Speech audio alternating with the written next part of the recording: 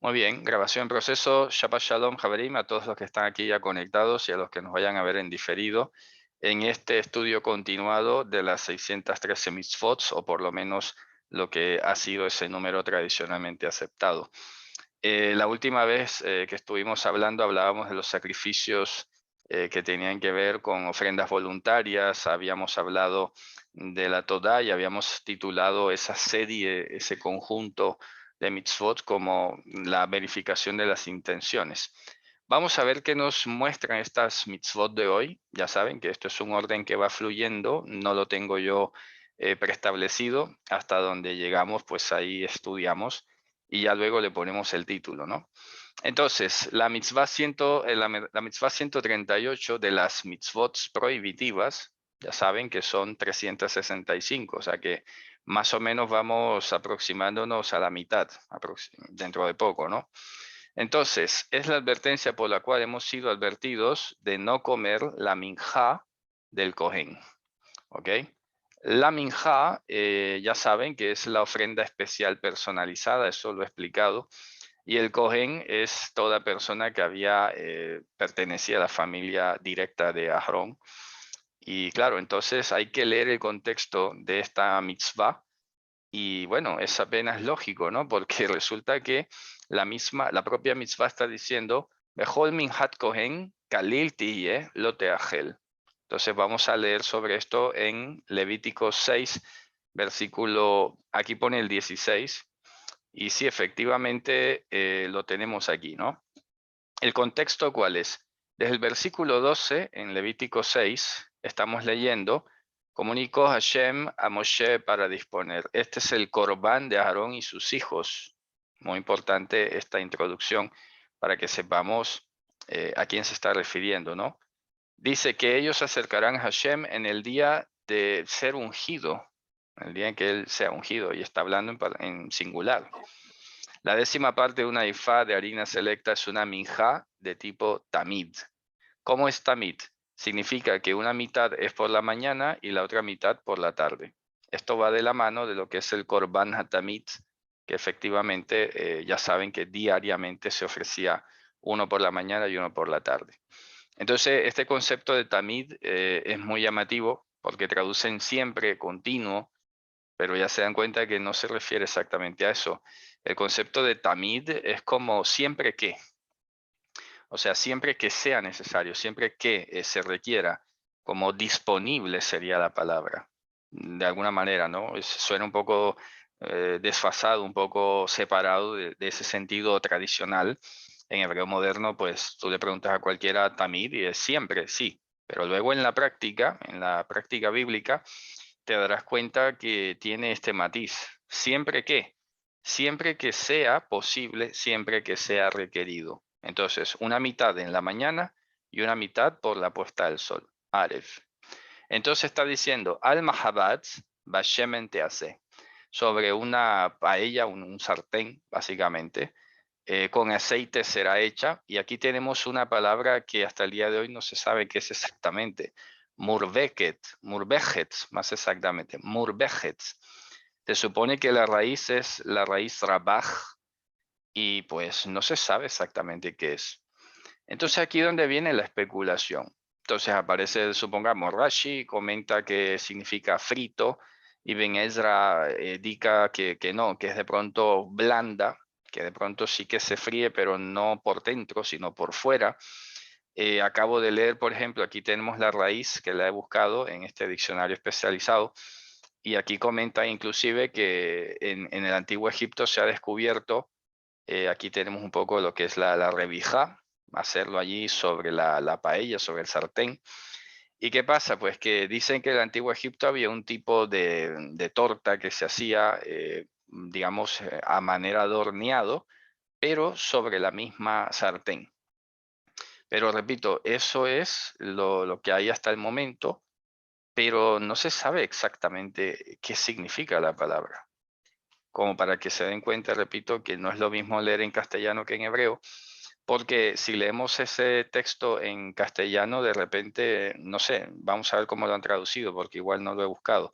Levítico capítulo 6, versículo 14, vamos a ver de repente como lo han traducido, pero estamos leyendo desde el texto original y ya el mismo texto tiene una dificultad. Entonces, versículo 16 dice, perdón, no sé cómo será, para qué versículo es diferente. Esta es la ofrenda, tomar un puñado de flor de harina. Un segundito por acá. Creo que es no sé si es el mismo versículo. Vamos a ver. Delante del altar está creo que no corresponde. Es el capítulo 6. Vamos a ver. Pues ese es el otro problema, que a veces no coinciden. A ver, no, esta es la del holocausto, o sea que es más abajo. Un segundo. Vamos a ver.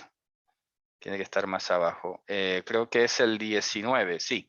Es a partir del 19, ¿vale? Entonces, dice el versículo 21, en sartén se preparará con aceite, frita la traerás. Bueno, aquí traducen frita.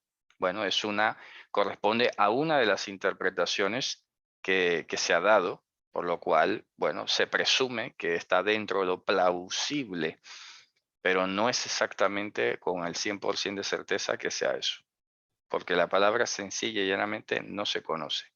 Murbejet, ve tú a saber qué es. No sabemos qué es exactamente.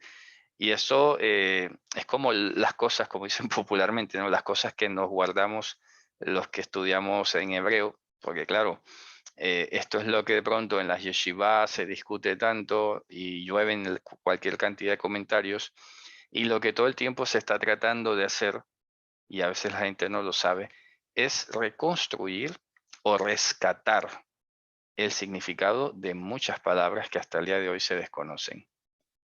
¿Sabes? Entonces, eh, leer en castellano representa que estás leyendo una forma de interpretación según el pasaje que se trate. No significa que siempre pase eso, pero por eso hay que investigar, por eso hay que ir al texto original, por eso hay que revisar a ver de qué va. Entonces, en resumen, está diciendo que para terminar de leer, dice, la vas a traer murbejets, lo que sea que esto implique, sea frita por fuera, blanda por dentro, completamente frita, en fin. El asunto es que dice, tu finei min hatpitim. Esta es otra palabra supremamente extraña, tu finei. O sea, así tal cual no tiene significado. Lo que pasa es que, bueno, los comentaristas una vez más insisten en que aquí la raíz es afá, que es hornear, pero si es horneado, entonces ya no es frito.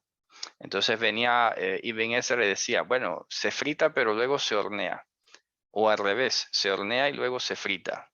¿Sabes? Entonces es como querer a veces rebuscar cosas, decir algo para no quedarte callado, que creo que de pronto habría sido muy alentador que dijeran, ¿sabes qué? No tenemos ni idea qué es lo que yo estoy diciendo aquí.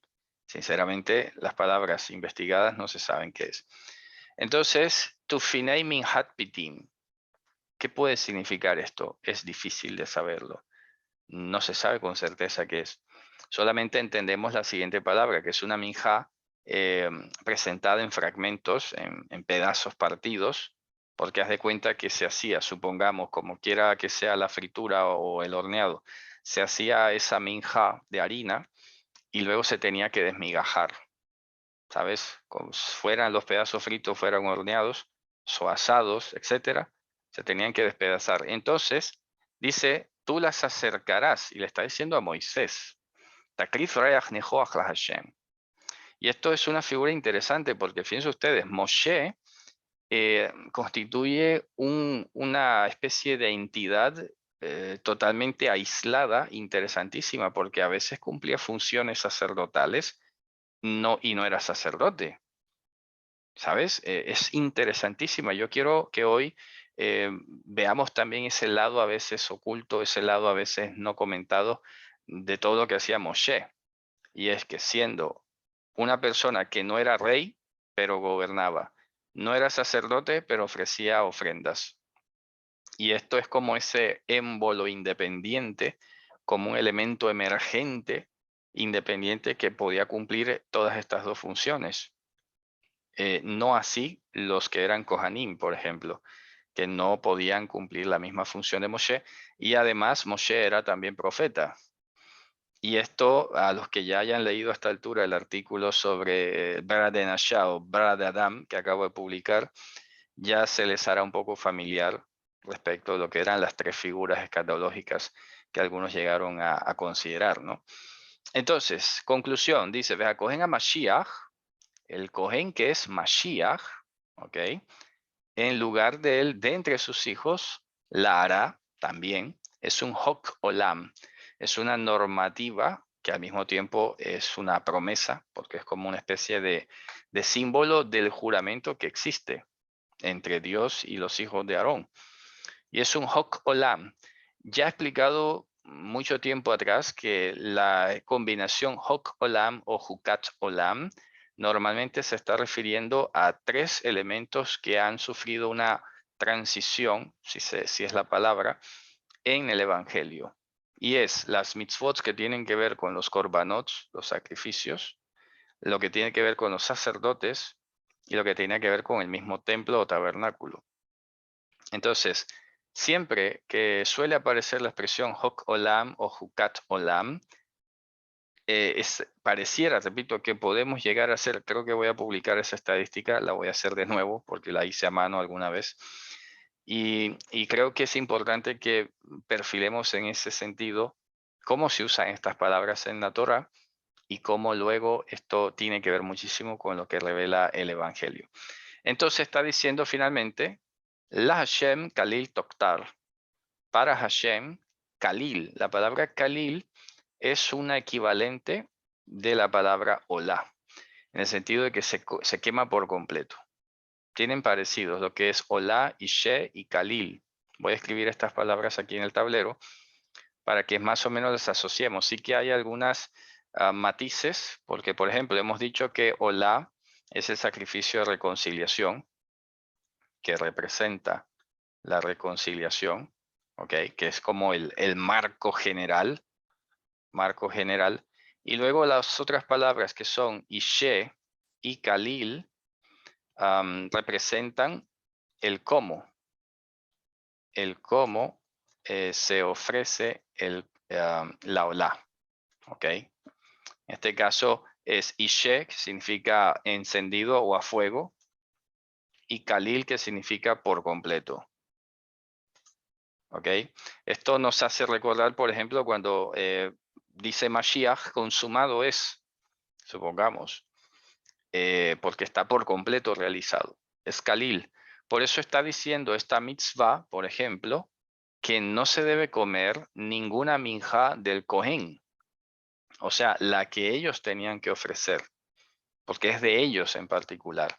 No es una minja de los otros sacrificios que a veces les tocaba una porción. No, estamos hablando de la minja que ellos debían presentar en el día de su ordenación. Y dice que es Kalil, o sea que se tiene que quemar por completo, que no se puede sustraer nada de allí. Recordemos entonces este elemento porque vamos de pronto a poder más bien relacionarla con la obra de Mashiach, por ejemplo, que él es un corbán que además ofrece no solamente por nosotros, sino como teniendo en cuenta que él va a cumplir unas funciones sacerdotales. Entonces también su corbán es Kalil, su propio cuerpo es por completo sepultado, por completo también digamos en el sentido de que no fue profanado, no fue roto, no fue despedazado, etcétera. Y eso entonces al mismo tiempo estaría cumpliendo su función como ordenado según el orden de Melquisedec, según el juramento, como para hacer una comparación. Ahora, ¿qué otras lecciones podemos llegar a aprender de aquí? Bueno, a ver, ya aquí entramos en un campo apenas deductivo, ¿sabes? Porque claro, si esto eran de los sacrificios de los Kohanim, es apenas imaginable que nadie debía ir a meter las manos por allí. Esto es algo que no es que de pronto fuera posible que algún israelita lo cometiera, esto era más bien posible dentro del círculo de los parientes más cercanos. Y es por ahí donde de repente tenemos que nosotros entonces ser muy cuidadosos, porque a veces son los más cercanos los que pueden llegar a estar afectando el sano desarrollo de lo que Dios nos ha dispuesto que hagamos. Entonces, ni nosotros ser tropiezos para ellos, ni ellos para nosotros. O sea que tenemos que cuidarnos muchísimo para que no estemos entorpeciendo las cosas que Dios nos ha dicho que hagamos. Pero repito, esto es una comparación nada más, ¿vale? Bien, entonces no hay más nada que agregar de momento. Esto es una mitzvah, repito, que casi diría que no es de dominio público. Se tenía que dar demasiado mal como para que alguien del común viniese a intervenir o a interferir en este tipo de minja. Ahora, además el que le está ofreciendo es Moshe. Entonces, ni siquiera ya tendríamos que pensar, bueno, ya de ahí en adelante sus hijos, los hijos de Aarón, entre ellos se tenían que turnar. Entonces, estamos viendo que son ellos los que tienen que ser bastante cuidadosos en honrarse el uno al otro. Entonces, esa puede ser una buena conclusión que voy a tomar para la clase de hoy.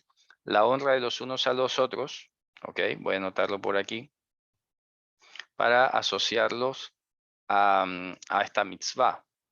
Porque, repito, eran los propios hijos de Aarón, entre ellos, los que se tenían que cuidar, y sea quien fuera, a quien le tocara el turno de ser Cohen Mashiach, tenía que ser cuidado por sus hermanos, para que no fuera que alguno de ellos se le diera por comerse esa minja, que ya tenía una restricción bastante alta, ¿no?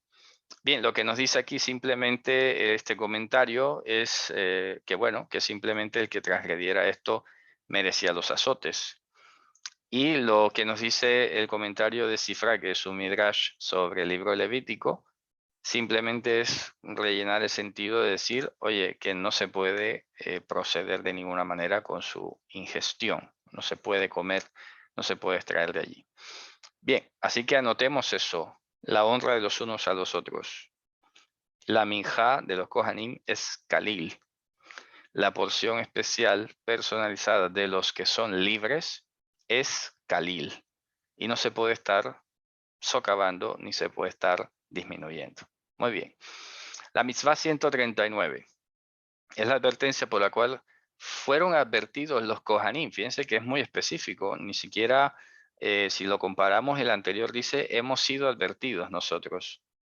Pero igual yo me atrevería a decir que fueron advertidos los Kohanim, como en esta 139, por todo lo que acabo de decir ahora.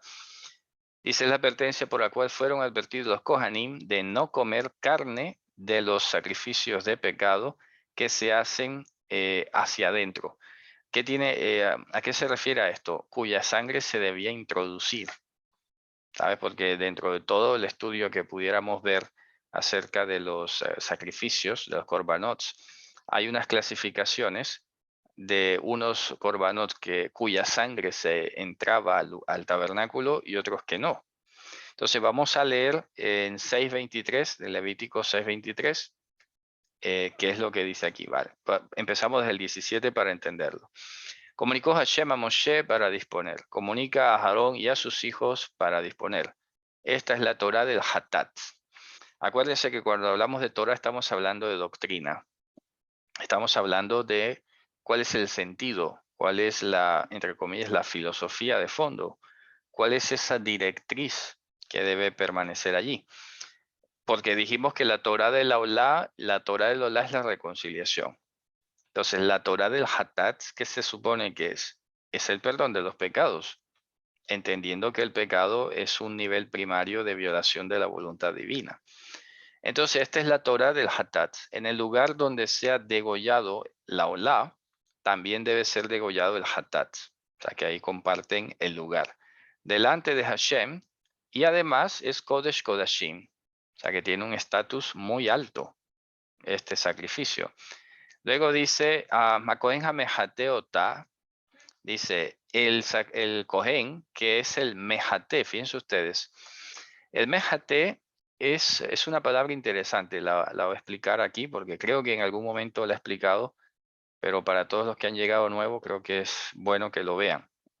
En hebreo tenemos el verbo hatá, que se escribe así como lo están viendo en pantalla y tiene estas vocales, doble kamatz. Voy a aumentar un poco el tamaño aquí de la letra. Pero resulta que esta misma raíz esta misma raíz, cuando la conjugamos en otro edificio diferente, vamos a ver que es hité, cambia de significado. Entonces, hité significa eliminar el pecado. Mientras que hatá es pecar, voy a escribir aquí el significado, pecar, fallar, repito, pecar, fallar. Acuérdense que esto normalmente cuando hablamos de pecar estamos hablando, digamos, sin pleno conocimiento o sin conciencia. Es más que todo la connotación que tiene el pecado. Has violado, voy a colocar aquí también por error, fallo, ignorancia. Ese es el campo semántico de lo que es el verbo pecar. O sea que no ha habido la intención, pero sí ha habido una violación de un mandamiento. En cambio, hité sería eliminar el pecado. Eso es lo que significa. Por eso en el himno 51 dice Tehateni be'ezov, que sería elimíname el pecado con el yezov, que es el orégano, que habíamos hablado en algún momento sobre esa parte. Entonces este verbo hité, que estamos viendo aquí, es el que aparece en el texto que estamos leyendo ahora. Vamos a recuperarlo. Un segundo, vamos a volver aquí a compartir la pantalla. Y dice, Hakohen amehateota, o sea, el Cohen, que sea el encargado de eliminar el pecado a través de este sacrificio, ya que difícil es un poco de traducirlo, ese será el que la coma. Ese será el que lo coma. O sea, el que elimina el sacrificio a través de ese corbán, que es el que tiene que degollarlo, prepararlo, hacer todo el ritual, ese lo podrá comer. En un lugar kadosh, en un lugar distinguido, señalizado, diríamos hoy en día, así como cuando están señalizadas los lugares donde vas a aparcar el coche o donde puedes detenerte, etcétera. En ese lugar será comido, en un lugar señalizado, en o dentro de el patio del Ohel Moed. Dentro de el Ohel Moed. Y luego dice, Kol asher yigabib sara yikdash. Entonces dice, todo el que vaya a tener contacto con su carne deberá santificarse. No es como a veces traduce en castellano, todo el que toque su carne quedará santo, como si fuera una cosa mágica. No, es al revés. Todo aquel que vaya a tener contacto con su carne deberá santificarse.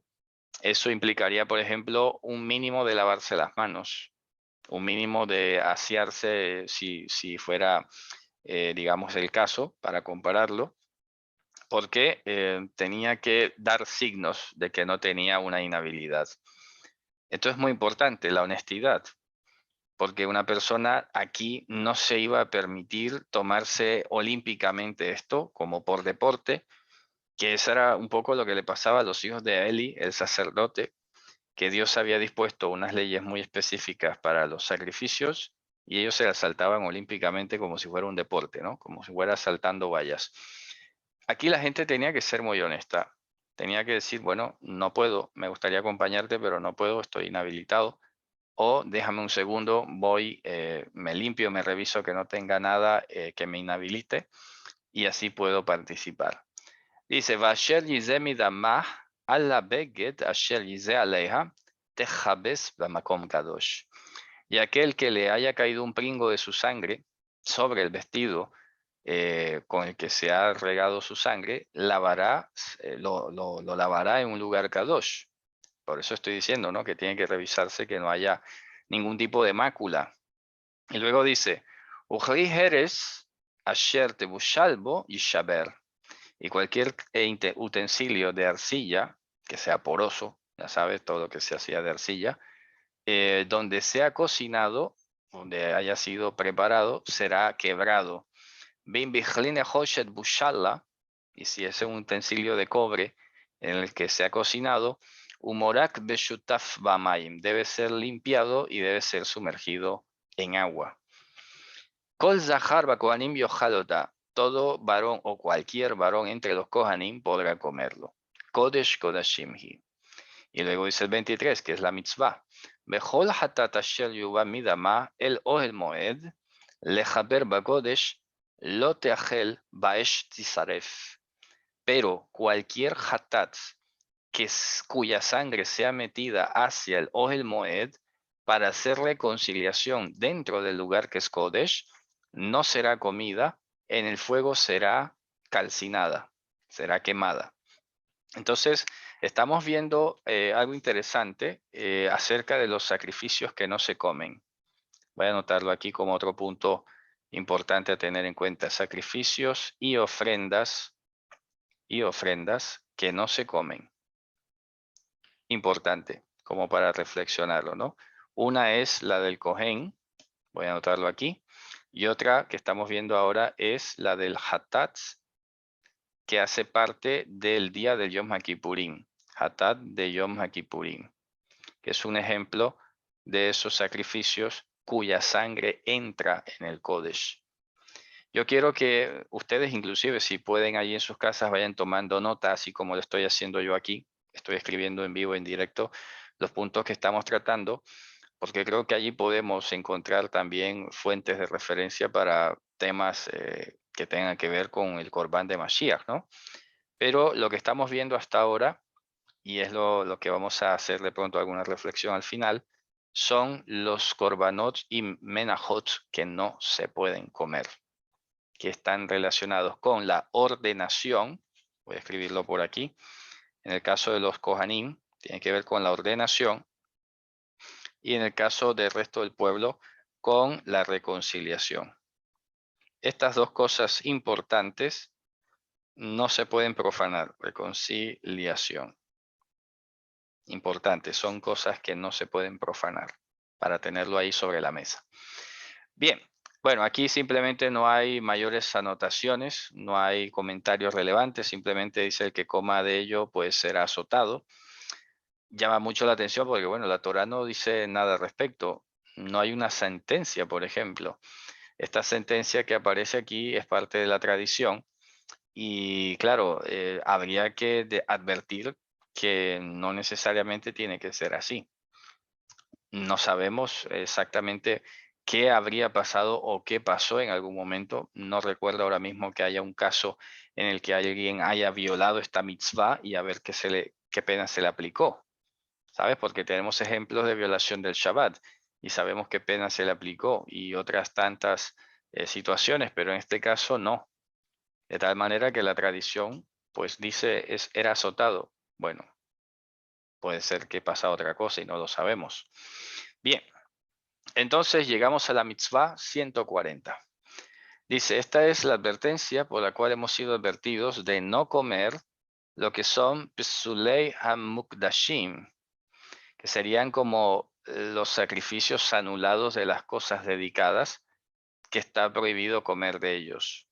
Eso es lo que está diciendo, ahora lo vamos a revisar. Dice, Berush sheye mum sheazinuhu bahem behavana. Y esto se refiere a estos pesulim. Dice aquí el comentario que son aquellos que contengan un defecto que está prohibido en la Torah y que lo hayamos hecho aún a sabiendas, como se ha explicado, dice aquí el autor, en el tratado de Bejorot del Talmud. O aquel sacrificio que de repente se le ha declarado una inhabilidad de otra naturaleza al momento de su degüello y de repente pues algún así se le ha dado trámite y no ha habido alguien que haya advertido acerca de que no se debe comer. Vamos entonces a revisar más bien la fuente de esta mitzvah que insiste en el no comer, y en este caso es algo bastante claro y obvio, no comer pesulim, y tiene que ver con los corbanots inhabilitados o anulados. No comer pesulim. Ahora les escribo la palabra en el tablero. Vamos a revisar que se encuentra en Deuteronomio 14. Deuteronomio 14 y vamos a ver de qué se trata. Ok, dice, empieza diciendo algo muy bonito. Esta frase siempre me gusta recordarla. Banim atem la Hashem Elohechem. Ustedes son su Elohim. Vamos a ver qué ha cambiado.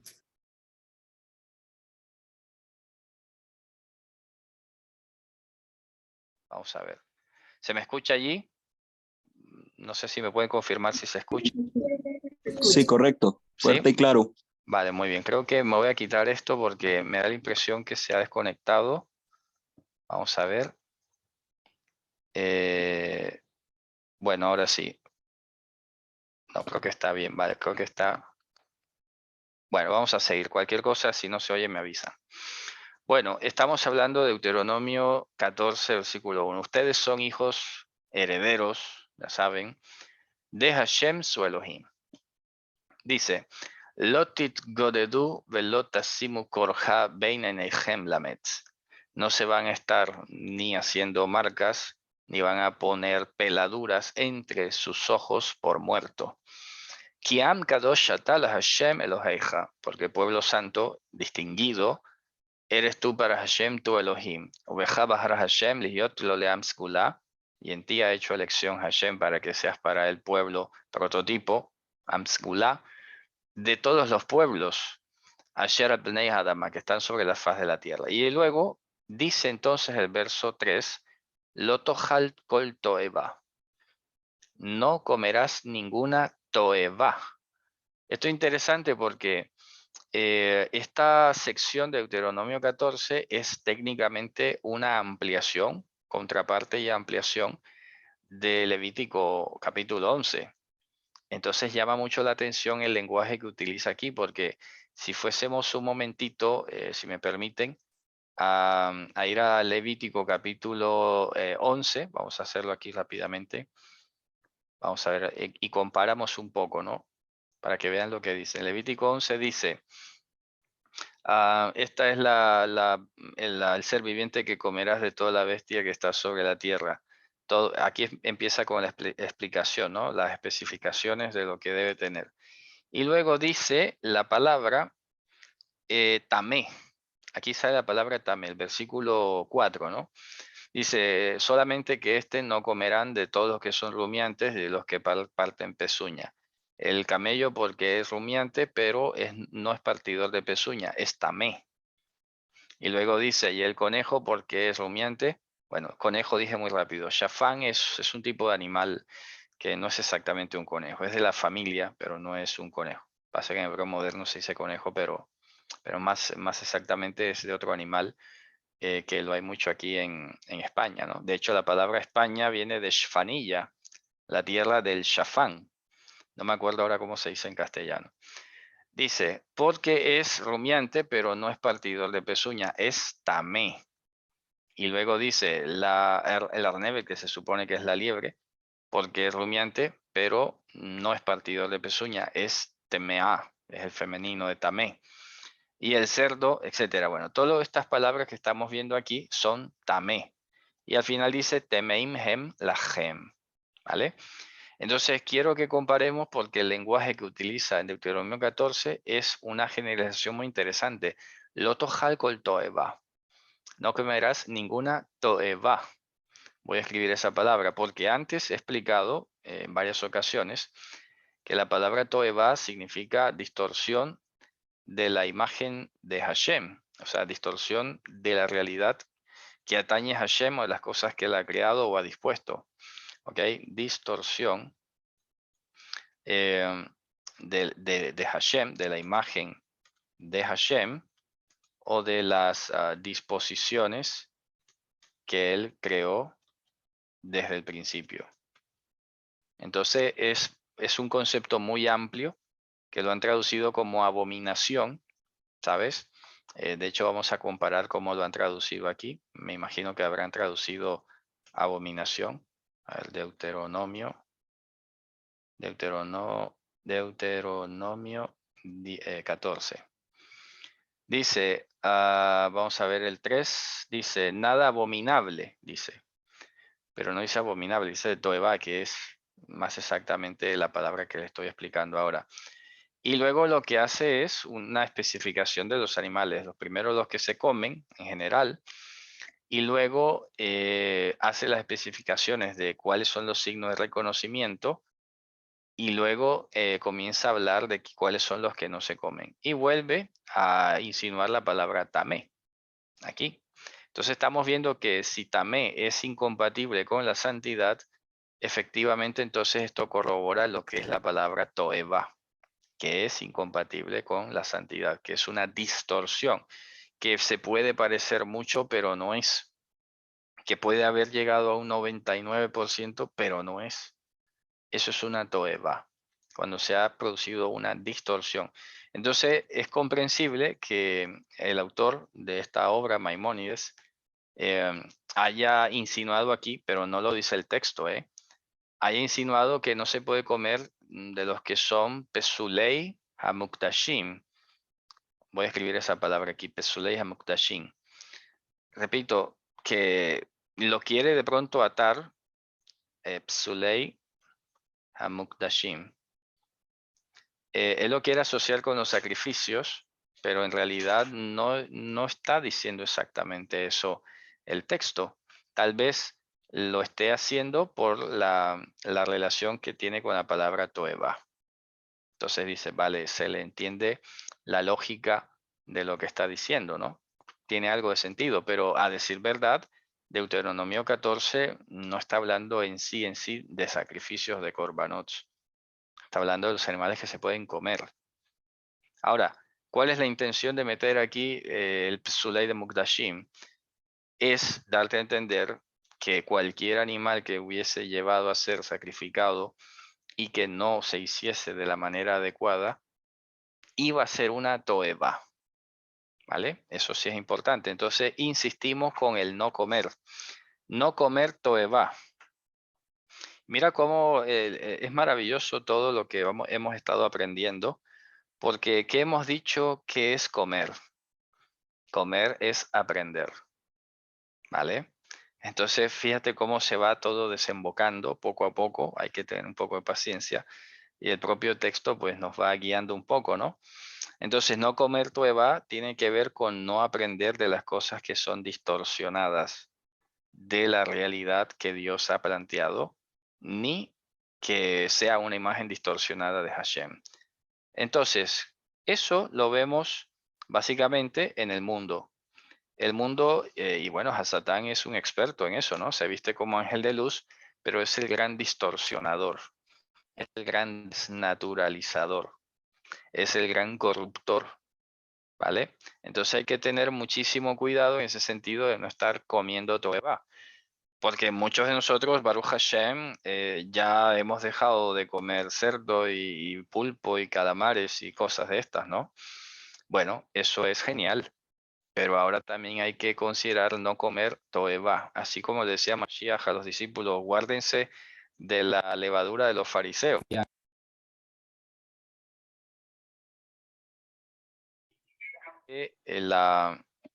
La intención original o de fondo, bueno, original no, de fondo, era básicamente que se abstuvieran de la doctrina.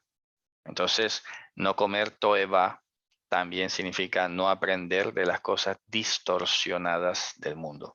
Por eso, la Torah tiene que ser para nosotros, como dijo Shaul, Pablo, la fuente de la ciencia y la verdad. La Torah nos tiene que ser suficientes a nosotros para saber cuál es la medida correcta, cuál es la medida no distorsionada de las cosas. Porque claro, a veces venimos del mundo y de repente venimos acostumbrados a cosas del mundo. Hemos estado comiendo toeva en el mundo, ya sabes, aprendiendo cosas inadecuadas. Pero aquí tenemos que saber que cualquiera que haya sido el hábito que hemos traído, pues debemos dejarlo. Y tenemos que ir a consultar con la escritura cuál es esa medida. Como dice el Talmud, ¿no? ¿Cuál es ese camino hermoso que el hombre debería seguir? Aquel que representa honra para el que lo hace y para los que lo siguen. Es un ejemplo que se parece muchísimo a ese texto que está en Hebreos, capítulo 13, si mal no recuerdo, que dice, miran cuál es la conducta de los líderes, imiten su emuná, imiten esa educación y ese testimonio y esa fidelidad y la gracia pues que les ha sido concedida. Podríamos decir que Toeba es una distorsión de Yehoshua HaMashiach como la imagen visible de los invisibles. No. A ver, no entiendo la pregunta. No. A ver, suena un poco rara la pregunta, la verdad. No, me da mala impresión, no sé. Es una distorsión. Decía que Toeba es una distorsión de Yehoshua HaMashiach como la imagen visible. No entiendo la pregunta, ¿sabes? Sinceramente no la entiendo. O sea, escuchar doctrinas como la trinitaria y dualista es una distorsión de Joshua. A ver, no es escuchar. Ahora entiendo mejor la pregunta, ¿vale? No es escuchar, a ver, estamos hablando de aprender, ¿sabes? Porque ahí tenemos nosotros que ser muy cuidadosos. Estoy hablando de comer, ¿sabes? Comer no es lo mismo que escuchar. Escuchar ya estamos hablando de obedecer, vamos, ese es otro nivel ya superior. Pero estamos hablando de comer, de estudiar, de aprender de allí. Y estamos hablando de Toeba, que es una distorsión de la realidad. Entonces, ya he dicho muchísimas veces, hombre, a ver que las doctrinas que tienen los hermanos no se pueden llamar Toeba, los hermanos cristianos, por favor. Que por mucho que hoy nos mueva ese celo o esa intencionalidad de querer ir al siglo primero y pasar por encima de lo que ha hecho Roma, tampoco debe llegar a esos extremos, porque igual, no sé, yo puedo escuchar a alguien hablar, como he dicho muchas veces, ya a esta altura de la vida, sinceramente, no es que me quite el sueño el que alguien diga que es trinitario, que cree en el espíritu y en el alma, ¿sabes? Ahora, eso dicho así, pero otra cosa es cuando vamos a edificar juntos, ¿eh? Eso es muy importante. Yo puedo ser tolerante con todas estas cosas y no entrar en discusiones con eso. Pero ya es otra cuestión distinta cuando vamos a edificar. Porque bien dijo Mashiach, irán dos por el camino y no se va a poner de acuerdo. Ajá, eso es otra cosa. Si vamos a caminar juntos, pues no vamos a tener que poner de acuerdo. Y ya saben que yo con temas de alma y de espíritu no es un tema que se vaya a filtrar o yo lo vaya a empezar como a difundir. ¿Por qué no? Porque ya he demostrado muchísimas veces que no es por ahí. ¿Vale? A mí me está costando mucho dejar los alimentos también. Bueno, a ver, yo sé que hay personas, todos somos diferentes, pero yo les doy el testimonio mío y de mi esposa. Y eso que no era una cosa prohibida, entre comillas, como tal, ¿no? Pero sí era dañina, el azúcar. Y un día cualquiera dijimos, pues hasta aquí vamos a bajarle al azúcar. Y se acabó. Yo sé que no todo el mundo tiene la determinación y no siempre los escenarios son los mismos, pero no hay que desalentarse. Yo les digo siempre, si ya has guardado una semana y fallaste en algo, pues no pienses que todo se estropeó y ya está. No, tú sigue adelante. Que es una falla, pides perdón, te has equivocado o has sido débil, pero sigue adelante y sigue tratando de guardarlo, que en la medida que te ejercites, vas a lograrlo con la ayuda de Hashem. Además, estás queriendo hacer su voluntad, entonces pues es apenas lógico que Él respalde, ¿no? Proverbios 19:27 dice Carmita, cesa, hijo mío, de ir las enseñanzas que te hacen divagar de las razones de sabiduría. Excelente. Ese es un ejemplo de no comer toeba.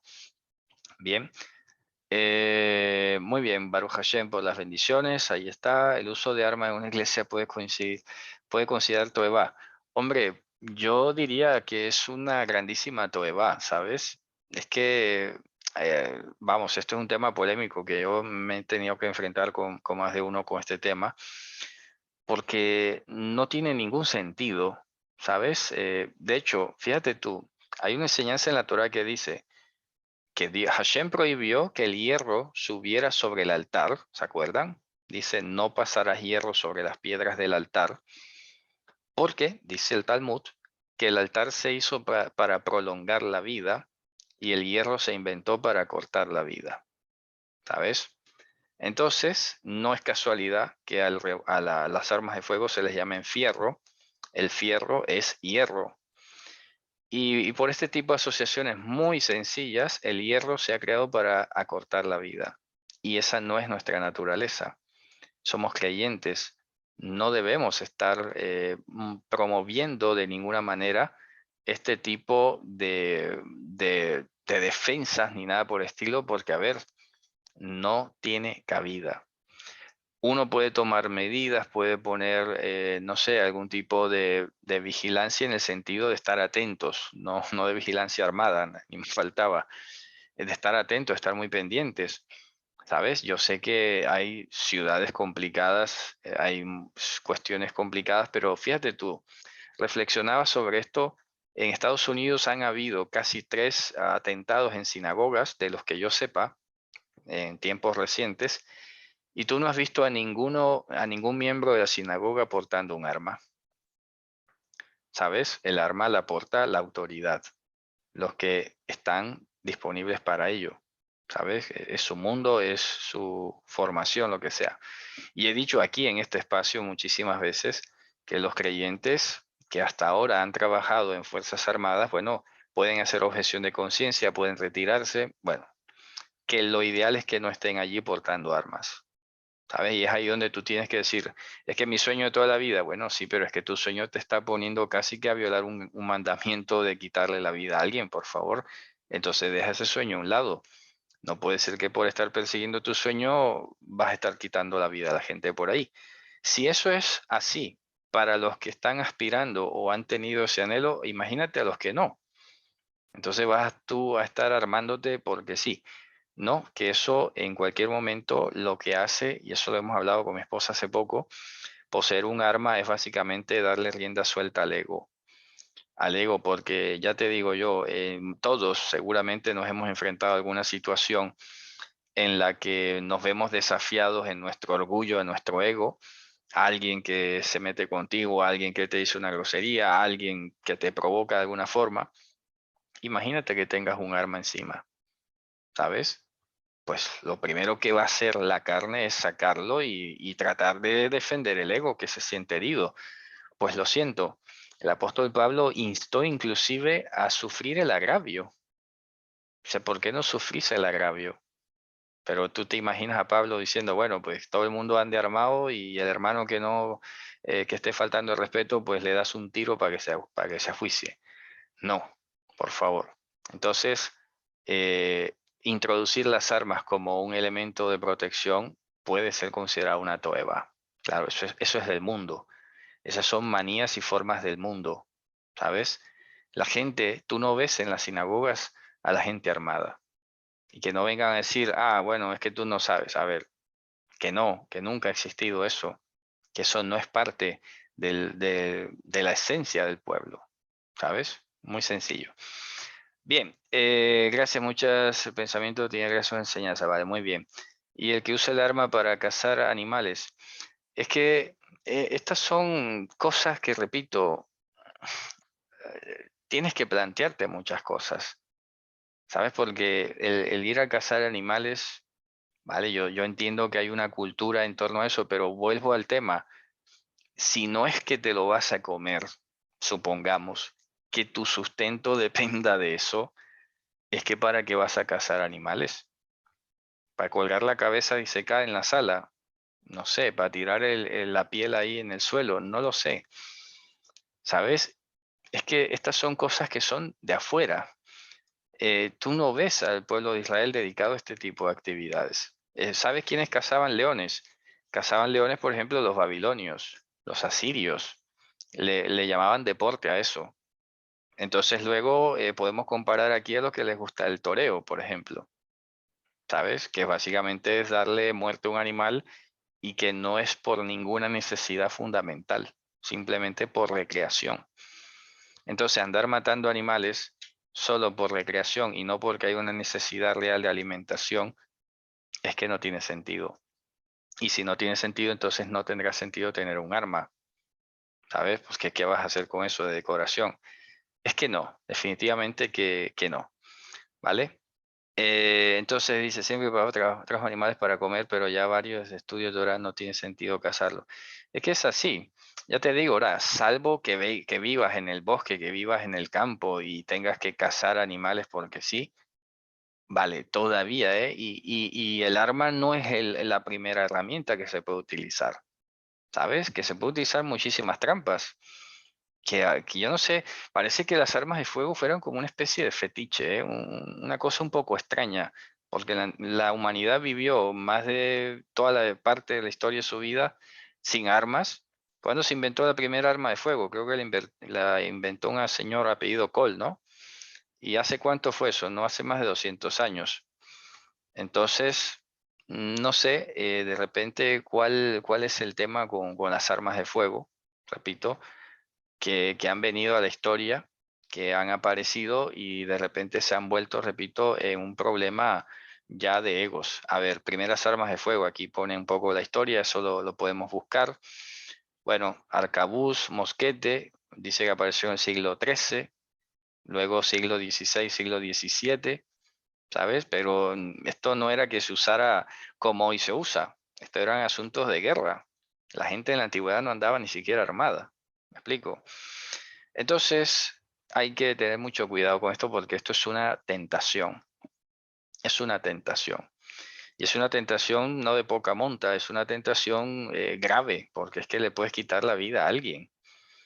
Muchísimos casos hay de personas que tienen armas en su casa, salió la noticia, el niño tomó el arma y mató al papá sin querer, le dio 3 tiros por la espalda. Pues claro, ¿qué va a saber un niño de eso? Parece mentira, uno dice, no, no, que eso no me va a pasar a mí. Que no, es que tú no sabes.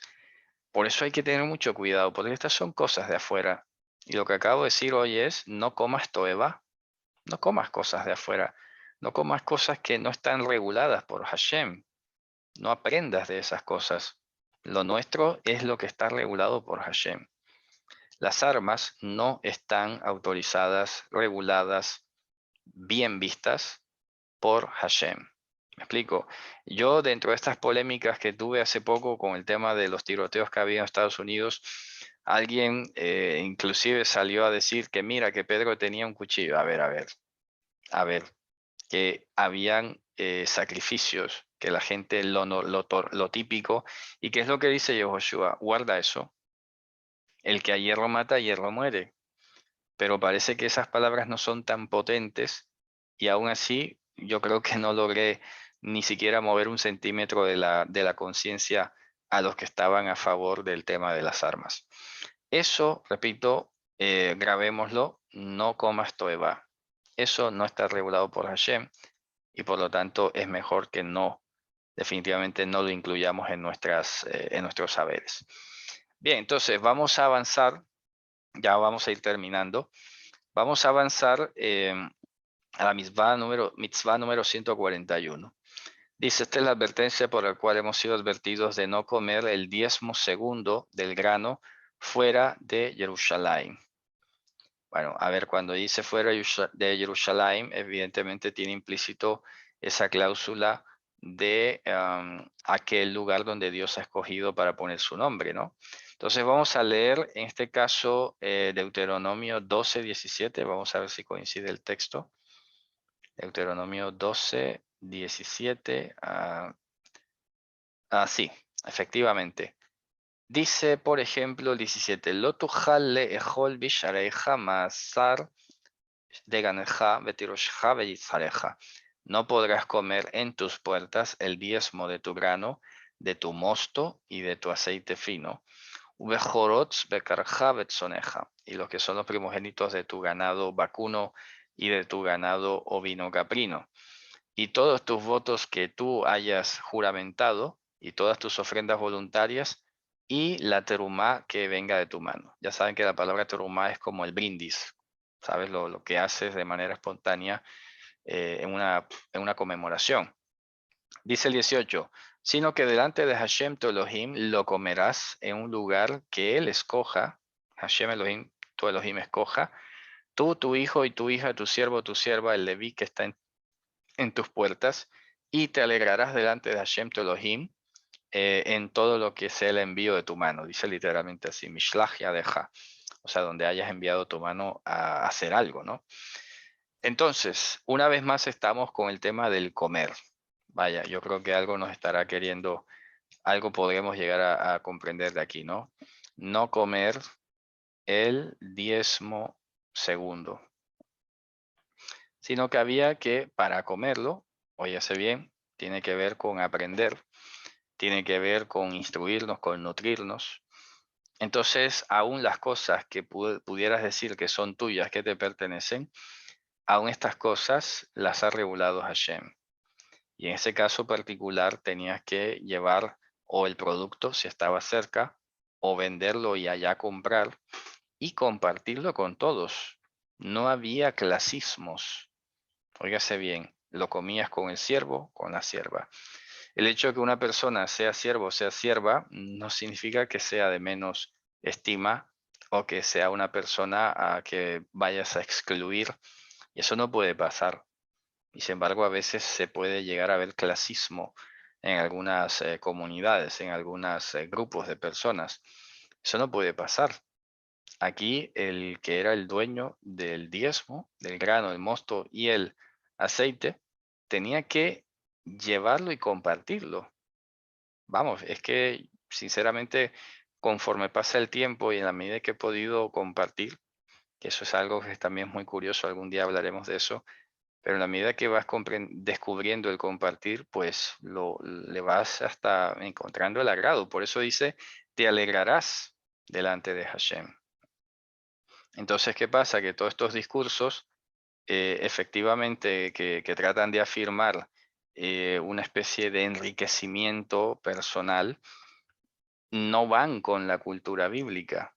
Ya decía el Talmud que el diezmo es un cerco a la riqueza, para que no caigas en las redes de enriquecerte de manera ilimitada y sin sentido además.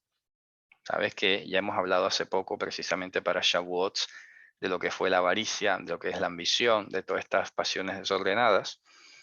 Y efectivamente, pues el diezmo es una medida social y hay un segmento de la población que ha salido resentida y niega el diezmo y ahora dice que no hay que diezmar, que eso era antes, que era el templo, que era en especie. Y ya he defendido muchísimas veces. Hay un vídeo en YouTube que se llama Todo sobre el diezmo. Lo pueden buscar, ponen así Todo sobre el diezmo, Eric, y les sale seguramente. Entonces, le he demostrado siempre que es que igual los patriarcas dieron diezmo y no había templo, ¿sabes? Y por otro lado, no es tan cierto esto de que fuera en especie porque ya te has dado cuenta, lo podías vender y algunas veces tenías que venderlo, llevar el dinero y compartir. Entonces, la actividad de todos nosotros hoy en día evidentemente es diferente y si fuera por esa lógica, pues nadie ayudaría a nadie y nadie daría diezmo de nada para nadie. Pero no nos olvidemos que el diezmo es una medida social, es un llamado continuo a la cooperación, a la ayuda mutua. Y de eso está lleno el Evangelio en todos los ejemplos que hay, como para estar una vez más impulsando el ego, el egoísmo, el egocentrismo, la egolatría, como que, bueno, el que es pobre porque quiere, ese discurso, vamos, no digo la palabra porque, pero vamos, que no lo quiero ni ver esa expresión. Pero es un discurso extremadamente clasista, discriminatorio. Y claro, esto luego le dan algunos pincelazos de política y piensan que bueno, que hay que defender el capital y todas estas cosas. Pues no, la escritura nos está diciendo que ni siquiera las cosas que nosotros podemos considerar producto de nuestro trabajo, las podemos nosotros llevar a nuestra manera. Estaba regulado. Entonces, yo creo que en términos generales, para cerrar con el tema de hoy, la gran lección que vamos a coronar de todo esto, no comer o, ya saben, aprender de las cosas que no están reguladas por Hashem. Dicho de otra manera, comer solo aquello que provenga de lo que está regulado por Hashem. Ese sería como el gran marco general de todo esto en lo literal y en lo metafórico. Ya sabes, habían ofrendas que no se podían comer. Por mucho que tú las ofrecías, por mucho que tú las traías, pues no, eso se quema. Habían otras que no las podías comer porque tenían que ver con los animales que no se habían ofrecido correctamente o animales que definitivamente nunca se podían comer. Y además estamos hablando entonces del diezmo, que además tenía una prescripción. Por lo tanto, a la hora de aprender de algo, que sea de Hashem y que no sea del mundo, que no sea del mundo y sus maneras, que sea de Hashem y de sus caminos. ¿Ok? Bueno, muy bien, Javerim. Entonces, dice, esto sería la forma más kasher en marco general. Es que kasher es otro término que obedece más bien digamos, a un concepto rabínico. ¿Sabes? Alguna vez he explicado la diferencia entre tahor y kasher, pero en este caso simplemente es, lo repito, debemos comer con lo que eso significa de lo que viene regulado por Hashem, de lo que Él ha dispuesto para nosotros. ¿Es correcto que separe el diezmo de mi sueldo para ayudar a mis padres? Por supuesto, Por supuesto que sí. De hecho, yo lo hago, evidentemente. ¿Sabes? Porque, a ver, si mi madre, por ejemplo, tuviera una pensión o algo, bueno, ya se lo destinaría a otra persona. Pero evidentemente tiene que ver con los que son de tu casa y son los que tienen prioridad, ¿sabes? Y claro, si queda algo para ayudar a alguien más, pues evidentemente también. Pero sí que se puede hacer, ¿vale? Bueno, muy bien, Javerim. Entonces con esto nos despedimos. Gracias a todos por su atención. Que tengan un Shabbat lleno de Shalom. Nos vemos entonces en una próxima. Leitraut.